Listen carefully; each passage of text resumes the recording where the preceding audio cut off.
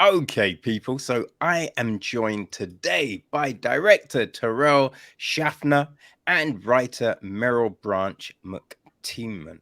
Um, Ladies, thank you for joining me. I hope I didn't butcher your names. You did a little. Can we tell you how it's Tyrrell and Meryl actually, which is very wonderful because I have a terribly hard to pronounce name. It's Irish, and people always think I'm a guy. And now that Meryl and I have been in partnership together, I'm just like, oh, it's Tyrrell and Meryl, and people instantly get it. So just so you know, and Meryl, it's a Meryl Branch-McTiernan. We have hard names. We have hard long names. I am just terrible at pronunciations. It is, yeah, an embarrassment of mine. But hopefully everything else will go smoothly. All good, all good. All right, so we're here to talk about your film, Katie's Mum.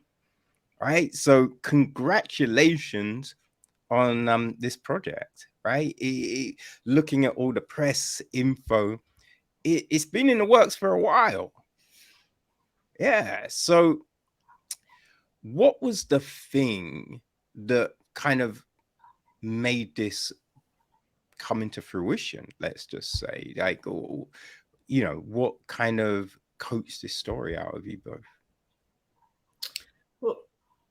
Well, there's the story of the movie, and there's also the story of production. So maybe Meryl, you can take the story of the movie, and I'll take the story of production. Sounds great. So it was sparked by a breakup I had with somebody who had an affair with his girlfriend's mother long before he met me. And, after that, or before that as well, he always cheated on all of his girlfriends. And at the end of our relationship, he decided to be polyamorous. And, I have trouble with breakups sometimes. As I was trying to process this, I started thinking about The Graduate and, and what if it was the inverse? What if the right person for the younger guy was the older woman rather than the other way around, the way that we saw The Graduate? And at the time, Tyrrell and I were working together at a production company, and we both we were making ACT prep videos. And that wasn't really creatively fulfilling for either of us. So Tyrrell and I went to a movie together, and I kind of told her about this idea that was sort of half-baked. And she said that she'd always wanted to direct something. And so we decided to co-write the story. And, years later, that's what happened. Okay. Yeah, and I'd been directing shorts. I went to USC film school, did a thesis film there I was really proud of, but then worked in the industry for about 10 years and really got pushed into producing. And producing is very difficult. I think that's why women end up doing it a lot. It's kind of the work that a lot of people don't want to do. And I would often produce and direct something. So I'd have to be doing two jobs at once. And I realized that it was like time to really make my mark and go for it, or I was just going to be working for other people for the rest of my life. So when I met Meryl and she had this awesome idea, it was like, all right, let's go all in on this and let's make it happen. And what I loved about the idea too is that the fireworks are between the love triangle, right? Between the mom, the boyfriend, and the daughter. And most of the story we decided would take place in the house, and that would make it very producible. So using kind of my producer hat, even though I was trying to discard it, that helps us kind of come up with a plan. And then we started writing it, and we spent a long time workshopping it and writing it together. Did a lot of page one rewrites, a lot of, arguing, in good spirits about like what's important. Which I think made the script really strong because we had two people, like already two brains who really loved the script, like fighting for it always, which I think was great. And then we kind of got too many locations and it got kind of out of control. And then when we decided to really make it, which was right as the pandemic started, we had like placed in the Academy's Nichols Screenplay Competition 2 years in a row as quarterfinalists, which we thought was pretty amazing for a sex comedy. It's not usually something that places in that. We decided we were really going to make it, and then we kind of pared down the locations again to make it doable. Now, do you feel that coming at direction from a producing background, like, gives you more tools. You know what I mean? Because as you said, you were looking at, you know, you had all these locations, and you know, because you've been a producer, you were able to think, all right, actually, we need to pare this back a bit. Like if you hadn't produced, you might not have had that insight, maybe. Totally. And I used to be, as a producer who wanted to direct, right? I was embarrassed to be a producer on a creative level because people don't think producers are like creatively brilliant or anything, you know, like they don't have that reputation.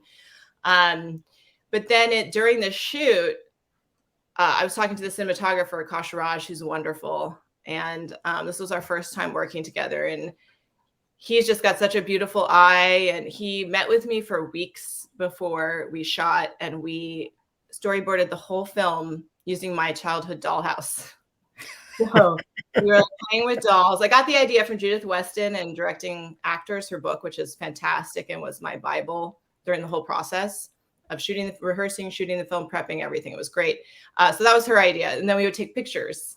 And I weirdly had like every prop we needed. Like I brought them home over Christmas, but I had like a car, I had like a cat, like it was just ridiculous. But as we were like working these things out, you know, I was talking to Akash about how I've been primarily a producer and how I had some kind of like shame about it. And he was like, you shouldn't be ashamed because you know what can actually be done in a day. You know what needs to happen. Like, you know, the tools that are there, and then you can use your creative mind to make it happen. And so I was like, oh yeah, I have some producer director pride right now, which was probably the first time ever. And then during the shoot, it really was useful because it was like, you know, I know when we can go into overtime, I'm sure that actually irritated my producers, but you know, it's like knowing kind of how the sausage was made, I think was actually really helpful in the end. And I think it's unusual too. Like it happens, but it's not like actor going into directing or. Yeah. I think it's interesting that you were embarrassed by it. Like, because, you know, I think these creative endeavors, there's so much that goes into it. So, you know, I don't necessarily look at roles and be like, I mean, they don't do anything. But I think, is it because we never really know what producers do on films, right? You know that producers can do all of these different tasks, but it can differ from production to production. So is that a kind of a part of it, the fact that your role isn't necessarily defined for a movie, a TV show, but you know, all right, a director, an actor, cinematographer, you know definitely what they have done to make this happen? I think for me, it's really like, I think great producers really support the director, and they become in a lot of ways the punching bag for the director. And like I've produced from some amazing female directors like Bridget Savage Cole, who directed Blow the Man Down, which is a great film on Amazon. I did a short for her, bunch of other female directors. And like production is so hard, and you have to kind of protect the creative voice from all of the elements coming at you. And that's how I always looked at my job as producing. But that isn't exactly, the complaint department is not the creative force of a film. And there's such different sides of your brain that I think people have a hard time believing that a producer could also be a really like inspiring creative voice, because there's such different roles. So I think that's where my kind of defensiveness, initial defensiveness, was coming from personally. Okay. And what was it that made you think, right, that you can do a feature? And Meryl, what was it that made you think you could write a feature? Well, I mean, I studied television, radio, and film in college, and I did write a feature in college, which, but you know, that never saw the light of day, or you know, it's sort of on an old computer. But I've been writing a lot of television, and that is actually where my writing passion is. But when I met Tyrrell, you know, she had the idea that one way to break out into television is actually by making your own feature, because there's these weird entrances like being a writer's assistant, stuff like that. but proving that we could make something, we kind of were hoping to come in a different door. And this story didn't feel to me like a television series. Like it felt like it had a beginning and an end. So that's why I thought this was a great story for our first feature. Okay. Oh no, it's interesting, right? Because a lot of times people do things, TV to get into film. Mm-hmm. You don't hear it the other way. Well, I made a movie to get TV stuff. Like you don't really hear that. It's an interesting insight. Like, what is it about TV that kind of fascinates you on the storytelling aspect of things? Well, for me, it's because it goes that there's no end, or there's a very far away end. And I also don't really believe that people often change in an hour and a half. And so I like kind of characters who make the same mistakes in different ways over and over again, because that to me feels more like real life. And also, I'm a big reader and a fan of novels, and I also have written a couple novels. And I think that there's that richer world that you can create in television. I think we have a very rich world because we've been working on this for so long, and we have all these characters that didn't make it in. So we were able to explore beyond the 2-hour storytelling. So Katie's mom has a whole universe. And we do see Nancy make the mistake several times. It's not just a one-off and then it's just like, oh, blah. So we do, like, I think story-wise, you do buy in, like, you can understand how this has all happened, especially with the setup at the beginning, seeing like where she's stalking, social media stalking, right? You can understand that people get into, and I think that's a big thing, right? Everyone can relate to that to some degree. You've split up from someone and then you see them getting on with their life, and it's just like, what about me? Like, why haven't I found my next chapter? Like, what's wrong with me? Why? Right? And I think that really then helps lead into the rest of it, because you can buy into it. I mean, with your kid's partner, that I'm just like, yo, okay. But the sentiment I can get. Like, what, because The Graduate is mentioned in the promotional material for this, right? And I guess there's so many other films where we see like an older person dating an older guy dating a younger girl. Like, when you watch those stories, like, what have you thought? I mean, like, because that led to this. So what was it about those stories, those portrayals, that kind of made you want to do this film? I mean, I can talk a little. Well, so we love The Graduate, both of us, and that was one of our ways that we bonded when we met at this production company. And Meryl, one of the first times I met Meryl, she was like at the water cooler talking about how her like boyfriend was like forcing her into polyamory, so she needed to like find a new boyfriend. And I just thought that was hilarious. And we became instant friends. And we both have had, questionable choice in men in the past that we're totally proud of. Like, we believe that women can make decisions that aren't just based on like the smartest decision that you can make, or like, oh, I'm going to marry this great guy and everything's going to work out great. Like, it's really hard to believe that that is always how it's going to go. And so, we've dated a whole panoply of men and they inspired a lot of, and I hope I said that word right. I always mispronounce. Hope that a lot of them inspired different aspects of Alex, who we think is a guy that does something really bad, but you kind of like him and he's an interesting character. And I think all the characters are like that. But Mrs. Robinson to us was the most interesting character in The Graduate. And once she kind of leaves the love triangle in the movie, we think it like totally like loses steam. I mean, it's a masterpiece. It's a classic, but she's just such an interesting, fascinating character. So we wanted to explore that dynamic because it's so taboo versus something that you see that's so normal. We see it all the time in Los Angeles, you know, an older guy with a younger woman. And so we wanted to look at how the opposite happens. And then what was so great about the story that Meryl had is that it's like the ultimate taboo. Like it's a mom who loves her kids, this nurturing, loving mom who does the ultimate betrayal. Like, how the hell could that happen? And that question, I think, really guided us as we made a lot of decisions about like story math and character development. Like just that little question that and that story, that nugget of a story pushed us to create these characters that I think ended up all being very sympathetic.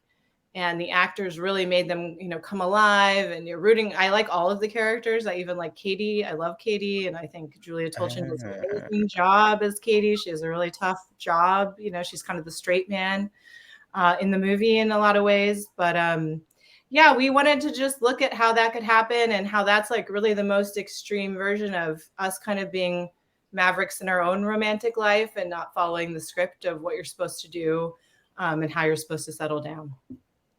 Does that kind of describe it, Meryl? I don't know. Maybe that's my side of it, but yeah, I think so. I mean, I was teaching undergrads last semester, intro to filmmaking, and I showed them The Graduate, and they loved it, which was nice for me to see. And I asked them at the end, you know, so who thinks that Mrs. Robinson's the villain? And 100% of them raised their hands, which I thought was interesting because that's not how we see it. And I feel like in some ways this film is justice for Mrs. Robinson, because when I had these same kids watch our movie, they all love Nancy. So I think it was sort of understanding and making a Mrs. Robinson type person bigger than, you know, the original character.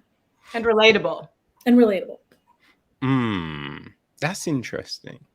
I mean, when I was, you know, talking about this film, I think a thing that I think came to me was relationship experience, right? I think that might play into how you take it, right? Because I've never cheated on anyone.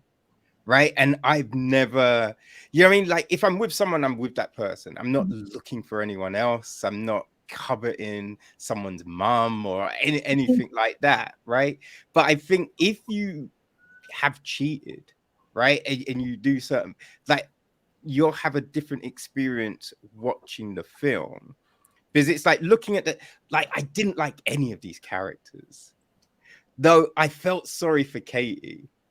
Right, like I could understand the situations they were in, but yeah, there's certain things that first, like the Christmas present, like man, I wanted to shake Katie. I'm like, yo, that's a great present, man. Be grateful for it. Right. You know what I mean? It's just like those different things, but I guess it's like who you are to how you know relate to certain situations. But yeah, it's definitely compelling, right? And you can, as I said, you definitely see how these things happen to these people, which I think is really interesting. Like, yeah. How does that come in the writing? I think we knew that in order to make you root for Nancy, Katie had to be kind of annoying and kind of insufferable at times, which we think that she, you know, she has a transformation as well. But so, I mean, we knew that we were going to put, you know, Nancy to do some pretty bad things. And so we had to make her really, really likable on every level, except for this one thing, and make Katie a little bit more complicated. And we both could also be spoiled brats to our parents. So we sort of brought some of that in there. Yeah, my mom like always has a big present at Christmas. And it's definitely like, where's my big present? My sister was watching the film and was like, oh my God, Nancy is our mother. It's kind of giving me PTSD. I was like, yeah, it's like a mom hooked up with one of my worst boyfriends. But, you know, it's interesting to hear you say that because, like, you know, I've never cheated on a boyfriend and I still, like, really relate to these characters. And I think, like, I don't know if we, like, Transparent, we loved Transparent. Did you watch that, Kevin? Oh, the Trimble show. Is that was that Transparent? It was Amazon. It's on Yes. Amazon. It's Yeah, like, yeah, yeah, yeah, yeah, yeah. Yes, yeah, yeah, yeah, yeah. Brad Mappa, Joey Soloway made it. Mm. You know, that show, some people are like, those kids are the worst. I can't stand any of those characters. I love those characters. And they remind me of people I know and their flaws. And, you know, I feel like with Nancy, what people do relate to her about her, regardless of, you know, whether they've done something as fucked up as what she does, is that she like never gives up. And that's something that I think is really easy for people to get behind as an audience and relate to. And like the first day of shooting the film, working with Dina Meyer, who's such a great actress, you know, we were shooting the bathrooms, the toilet scene, the very first scene of the movie as the first scene of the film. And it was so hot in that bathroom and like disgusting. Like, I don't know if that was the best decision, but I wanted to make sure we found the tone of the movie on the first day. And we had done some rehearsing, which was an amazing luxury to have. But in this like, you know, stuffy ass bathroom with like the cinematographer, we ended up being in the bathroom a lot together, the three of us, me and the car. You know, we were shooting it and we were doing these close-ups of Dina dropping the toilet in the phone. And like, I think in the like 8th take where like the assistant director was getting mad at me, you know, that I was like taking too long in this bathroom. Everyone's getting mad at me because it's disgusting in in any bathroom for that long.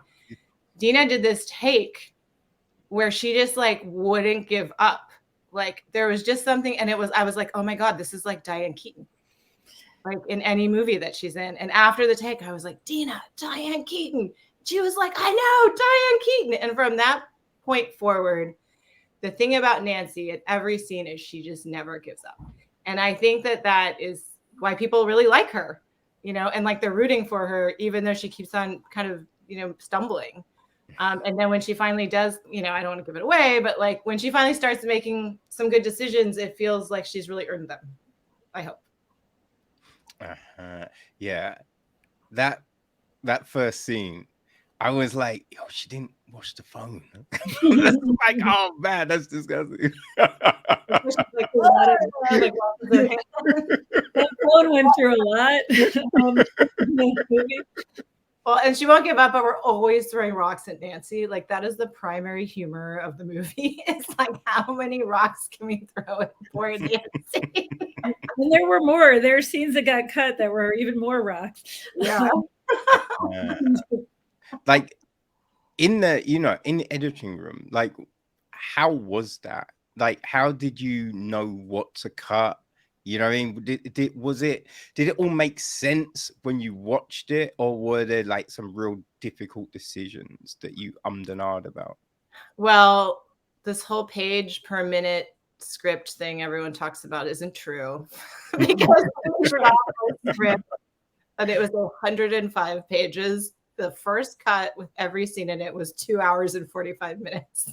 Oh, so I don't know who came up with this page per minute BS, but it's not true.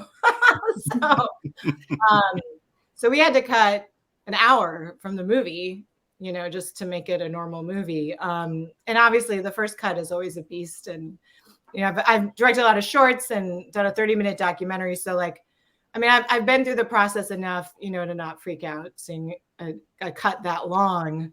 And we had a fantastic editor, Daniel Martins. He's an editor in television. He's my neighbor.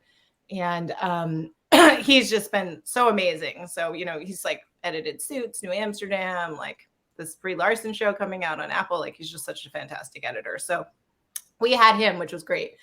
But then cutting an hour from the movie, some of it was just like tightening it up. And when we wrote the script it's a comedy script with elements of drama and romance. There wasn't a lot of description that we wrote. Like we avoided that. We had, you know, which is very much a comedy script kind of conceit. But then I think that's part of the reason it was so long, because seeing these emotional moments sometimes from actors just took a lot more time. So we had to kind of balance that. And there was a couple of scenes that just like didn't work for obvious reasons. There was like a scene at the beginning of the film where Nancy like goes to a bakery and like, you know, the bitchy women from her old social circle are like being rude to her and she stands up for herself. And it just didn't really work because Dina's so intimidating anyways. Like we kind of written Nancy to be a little bit more of a doormat than Dina, I think, could play. Dina just has this toughness to her, even when she's being really vulnerable, which she is in this movie. She's great, but the scene just didn't really work. It was trying too hard, and it put it kind of more into a like Marnie Nixon universe of tone. So that was kind of easy to get rid of. But then it was murdering after we maybe cut like 3 scenes, and some of Katie's scenes got cut because they weren't pushing forward Nancy's story, and Nancy's, you know, the primary POV. So those got cut pretty easily. Like they were good scenes, but they just had to go. But then it became about like murdering your babies, which was hard, I feel like. And we did some screenings in the winter for different kind of generations. There was like a boomer screening, a Gen Z screening, Gen X, millennial, to just kind of see how these people reacted to the film, and watching it with them and seeing, you know, what was working kind of helped me figure out the last couple of cuts. But it was hard. It was like scenes that were really like fun and that just weren't, they were messing up the rhythm of the movie. So then it was just about like preserving the rhythm.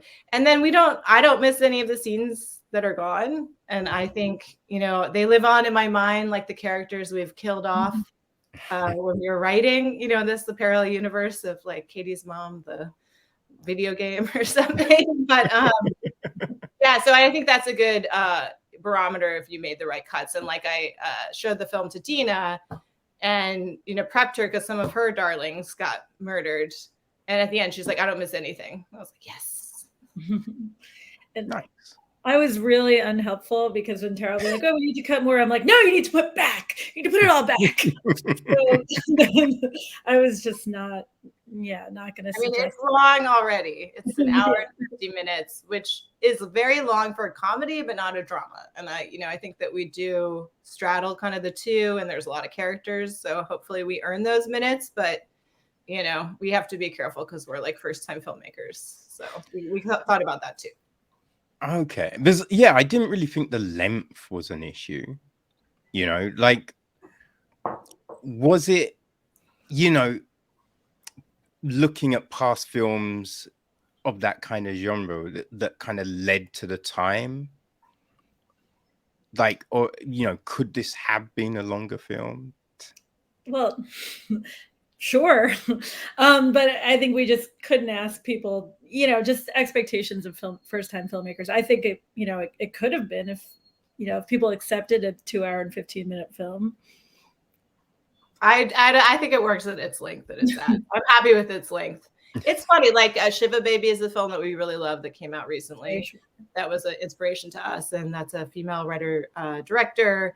It's only like, it's so short. It's like an hour and like 7 minutes or something. I don't know. It's very short, maybe an hour and 15 or something. Like, it's just, and it works so well.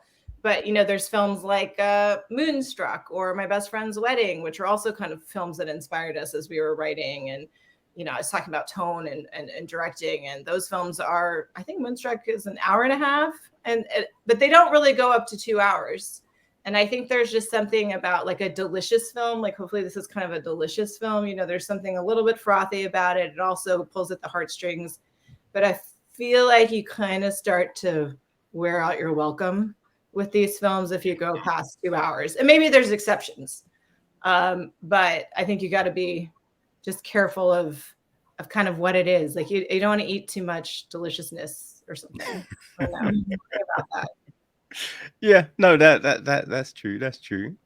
Have you thought about putting some of the deleted scenes on a website so people can check it out, or would they be on the DVD or anything like that? I think they should definitely live on somewhere. We've got like 5 really good scenes that got cut. There's a couple we won't put on. Like we're bad, but there's like 5 good ones. Yeah, I think that'd be great. That'd be fun. Yeah, no, I think that will, you know, I think that's always interesting. But, you know, looking at some behind the scenes stuff and, you know, how something came about and what was taken out, what was left in. Yeah, I think that's interesting a lot of the times. Yeah, it'd be super fun. Like going into this, right? Because, you know, this is what, 7 years it's taken, right? what was the feelings at the start, like when you thought, right, we're gonna make this film, to then when it finished? Like, do you think you did all the things you set out to do? Did you exceed them? Like, were there things, "Oh, I wish I could have done that, but next time"? Like, yeah, how did you feel at the beginning, and how do you feel now? I think we really got what we wanted. We got, extremely lucky with the location. It's exactly what we wrote. And we met, some lovely people who gave us a very good deal on the house. There were times when we thought, well, are we really going to get a guest house and a pool and a craftsman that beautiful? So that was amazing. And also the level of talent we got, I think we're really very happy about. I feel like it hasn't really settled in yet, like finishing. Like I was telling Kevin before you joined us, like it feels like we're putting on a wedding. I think I mentioned that to you last night, Meryl, because I have like a best friend from high school who's like flying to LA just to see the movie, because nice.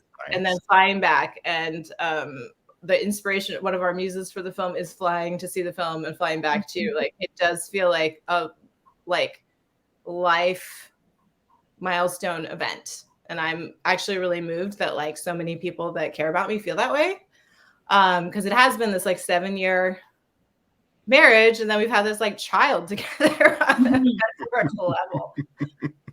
So it hasn't really settled in yet, and completely some of those kind of self-reflective thoughts are starting to come, and I think I'll have a clear picture of that, especially after the premiere. And then we're also going through this distribution process, so it's not really over. But it's been pretty incredible. Like, I feel like I wish that every filmmaker could have this experience, because it's like we had a dream. We had each other. We were the only people who believed in this dream. We worked on the script together for 5 years, workshopped it relentlessly. I was in this amazing directors collective called the Sandbox in LA, where you go to a theater and you like put up scenes in front of other directors, and then with actors, and you break the scene. Yeah. And so the actors leave and the directors give you notes. You get to watch other directors work. It's such a great incubator. And like, it's started by a bunch of USC alumni. I went there for undergrad. And there's like 10 features that have come out of this, of people doing the same thing that we've done. And it's just really amazing. So anyways, so that gave me a lot of confidence as a director, because one thing that's really hard about directing is you just don't do it very often. And you get better by doing it, and you get confidence by doing it. And so putting on those scenes and working with the actors and seeing what was working, I knew what the tone was, which is like one of the like really, I think, primary jobs of a director, is to like execute the tone and, make all the pieces come together so that the tone works. And people are like, what's the tone? What's the tone? And they're always asking that, because until they've seen it, it's really hard to understand. And I think now if anyone sees the trailer, they're like, oh my God, I love the tone. But we had a lot of trouble getting people to understand the tone during the development process and while we were casting. But anyways, to go onto a film set with a script that we made, we raised the money ourselves. So we were the head producers, and this confused a lot of people. Like, they would go to other people that look more like an executive producer and ask them questions, and they were our employee. So, it was a really amazing experience to like just go for it, believe in a dream, build it yourself, see how many people came. Like that, that's cheesy, that saying, if you build it, they will come, but it was so true. And then to just build more and more momentum, it just kept on growing. Then to get there on set and to know that we have something really special. Like, we could tell like that something really amazing was happening. It was so hard, like indie production is so hard. But despite all those challenges, like we could feel it. And just to then execute it, I don't know, it just feels really like empowering. And I just don't know how many filmmakers get to have this experience, where it's like, wow, I wanted to make this. I made it happen. This is what I wanted to make. And this is showing the world what we can do. So it's been really incredible. Like, 7 years is such a long journey, and there's been a lot of sacrifices along the way, but it feels really good. It's going to feel great to screen it for our friends and family and have this premiere, because we just haven't shown it to a big crowd yet. Right. But Yeah, and it's the movie we wanted to make too, which I think like Meryl and I really love. My best friend's wedding. Like that's one of the reasons we really bonded. We love the show Girls. And Meryl, were you going to add to that? I was just going to say, like, we spent a lot of time looking for like outside producers. Like, we went to Sundance 3 times, trying to network with people, hoping that someone would come in and raise the money for us. And like, in some ways, we're really happy that didn't happen, because our investors didn't have any say in the project. They gave us complete control. So we didn't, the only sacrifices we made were sacrifices that we had decided on, not, something imposed by someone else. Yes. Yeah. I think it's a great example for people, because oftentimes with so many different kind of creative endeavors, right? People, you'll go to an event and, it's the Q&A and people ask the question, how do I get into this industry? Right? How do I get a book published? How do I get a comic published? How do I make a film? And it's like, well, go create something, right? You can write, so write something, self-publish it, do something. You can do a short, like all many different lengths of sizes, but you people oftentimes stop, right? They think that's too big a hill to climb. So when you see people like yourselves who go, hey, we feel we can do this thing and we're going to put everything behind it. And, it takes time, right? 7 years. A lot of people go in the second year, be like, it's not happening. All right, let's go do something else. So seeing this kind of example, it's so important, right? Because it tells people you can do anything you put your mind to, right? Put everything you have behind that thing, and it's a possibility. So, whether it's girls or guys, right? Anyone can look at what you have done and be like, oh, I can take something from that. So, hey, that, really pleased you were able to, do this and get your project done. So congratulations, ladies. Thank you. And a lot of people had suggested doing like a proof of concept short, and we thought about that, but I'm kind of really happy again that we didn't, because we wouldn't have gotten the same caliber of actor or location. So we wouldn't have really been able to show our concept. It would have still cost a lot of money and been really difficult. Yeah, and there's one really like challenging thing about filmmaking. It's so expensive is one of the things that's really challenging. But also like people don't want to help you until you don't need help, which is like the most annoying thing in the world. And like we believed in ourselves from the beginning, and we had our own little safe space where we thought we were the shit.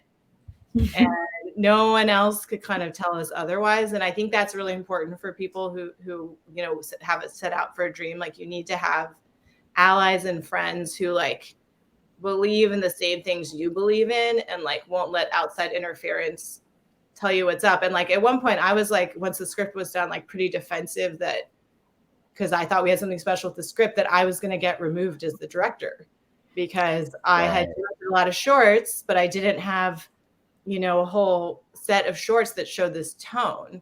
But I was working on the script. This was with Meryl, like this was the voice of the movie was the script. So that was really frustrating.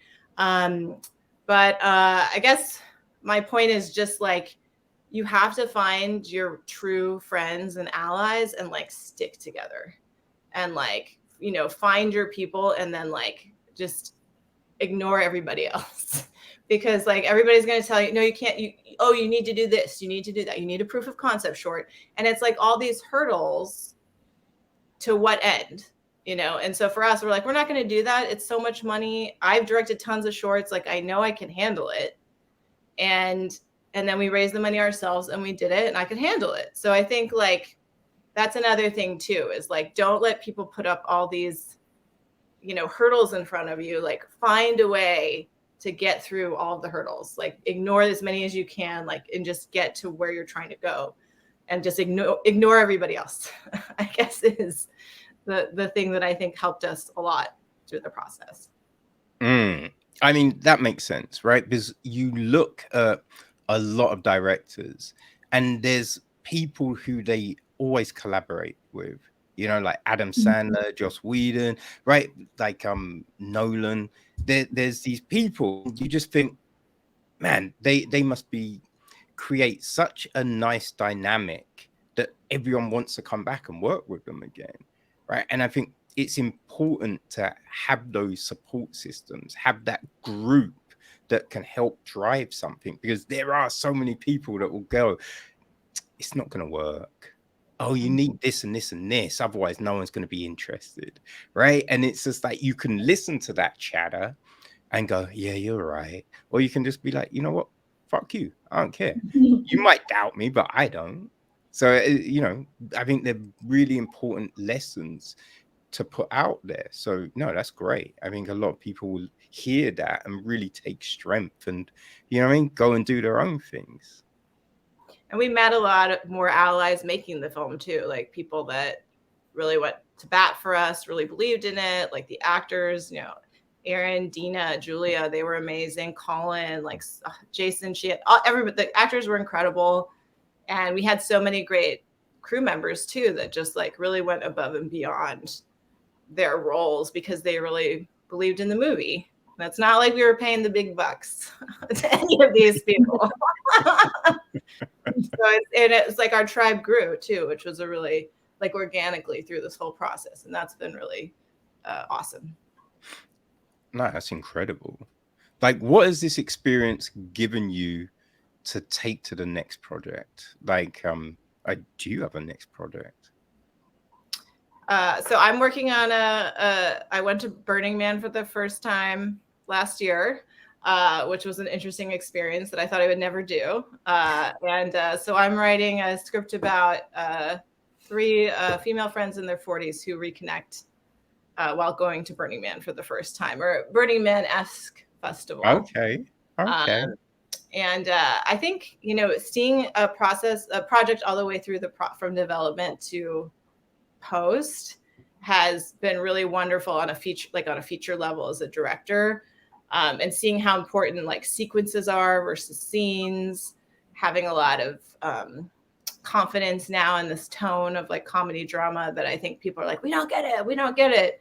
I think now I'll be able to be like, well, just look at, you know, Katie's mom, that's the tone, and I'll get a lot of buy-in with that. So I'm excited to like use everything that I've learned through this process on the next one. Like, I'm so excited to do it all again and to have the knowledge that I have from this experience.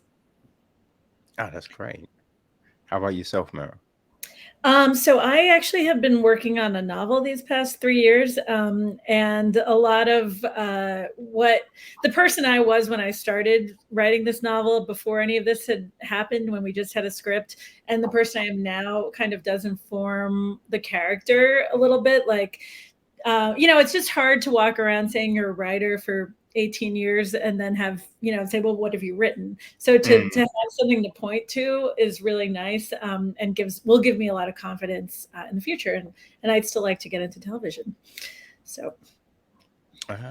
Well, I'm sure people will see this, right? This is definitely a good proof of concept, right? No, you know, I've always said, right, if people doubt you, become undeniable, right? So it's do the thing they don't think you can do. And with this, I think you've done that. So, you know, if people say you can't direct something, you can be like, yo, I did it, killed it, right? If they say you can't write something, you have this, you'd be like, listen, look, go watch the film, right? So yeah, I think getting into TV, this is the springboard. This will open up so many doors for you. Is there a certain type of show that you would like to work on? Sort of cringy humor. You know, like the show that I like recently that came out was Bupkis with Pete Davidson. You know, a girl version of that, like Girls Transparent. That's all in my wheelhouse. That sort of thing. Something that's the other really, two. Yeah. What'd you say? The other two. The other two. Yep. I've not seen that one. Oh, it's good.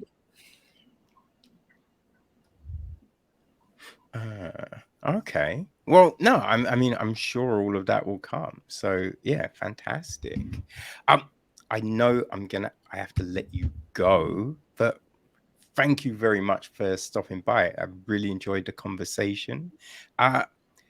Let people know how they can follow you and where they can see the film. They can follow us on Instagram at Katie's Mom Movie, I think, with underscores between the words. And at this point, the only place that they can see the movie is on July 2nd at the Chinese Theater at the Dances with Films Festival. But we're hoping to get further distribution soon. Okay, cool. Yeah, so that's the world premiere, right? At Dances with Films. Fantastic. But if people follow us on Instagram, you know, we'll be posting updates, and of course there'll be more soon. And katiesmom.com, we got a great website. Fantastic. Well, all the links will be on the website, so people, make sure you go follow follow everyone. And if you're in Hollywood, go to the Chinese theater and check out the film. Will you both be there for a Q&A? Tremendous. So that's another reason to stop by, people. Yeah, it'll be fun. It'll be a little reunion. Fantastic. Well, ladies, as I said, this has been a pleasure. I hope you come by again with the next projects and we can have further conversations. Thank you, Kevin. This has been wonderful. Thanks for your kind words about the film and this really interesting conversation. It was fun. Thanks so much. No problem at all. Well, all the success and enjoy that premiere. Okay. All right. Take care. Thank you. Bye. Okay.